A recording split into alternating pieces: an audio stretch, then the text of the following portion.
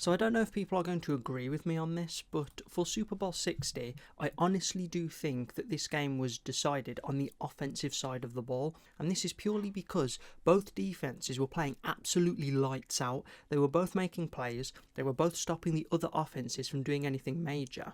Or in Seattle's case, they were just stopping New England from scoring entirely until the fourth quarter. But even though New England were giving up points to Seattle's offense, they were restricting them from scoring touchdowns until the fourth quarter, because remember, going into the fourth quarter, Seattle were only 12-0 up with 4 field goals.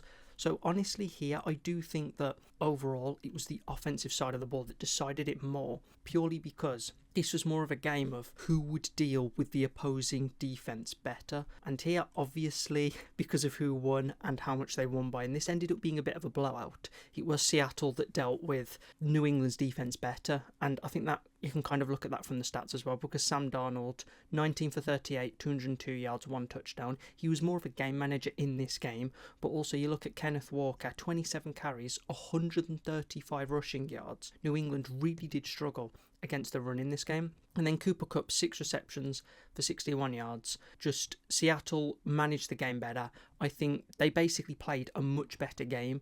Even though New England didn't play terrible, Seattle just had the better game plan. They executed it better. And then when you go over to the New England side of the ball, Drake May, 27 for 43, 295 yards, 2 touchdowns, and 2 interceptions. I don't think we should get on his back too much about the interceptions, because those came towards the end of the game when New England had to force the ball downfield.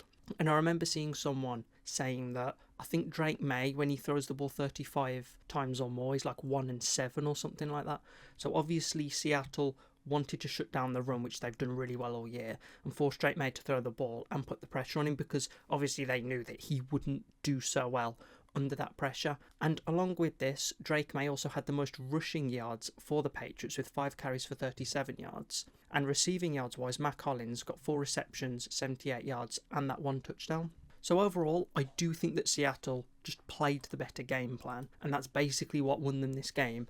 And also, Sam Darnold, with that experience, even though he hasn't really experienced the playoffs that much, he's experienced big games to the point where he knows he doesn't need to go out and make those big plays constantly. He just needs to manage the game, and he also knows that his defense can shut down more or less any offense really, and that's what they ended up doing. So the Seattle defense was getting their offense in good field position, especially earlier on in the game, and Seattle's offense took advantage of that by getting multiple field goals. And here, with Seattle chipping away at the lead, this would have given them an advantage mentally, because they're getting away from New England, and then the further the game goes on, the more the pressure will be on New England to try and make something happen, and then that opens up New England to making mistakes, and then obviously Seattle's elite defense is going to take advantage of that.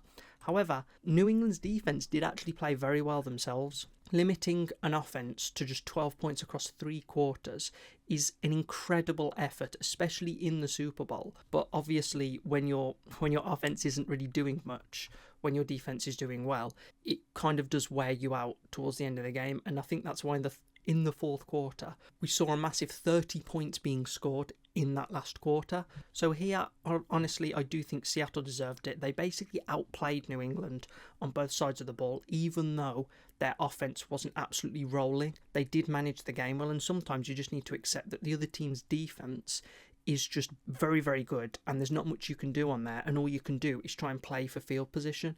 Even though New England, at the start of the game, were backing up Seattle, and it looked like they were winning the field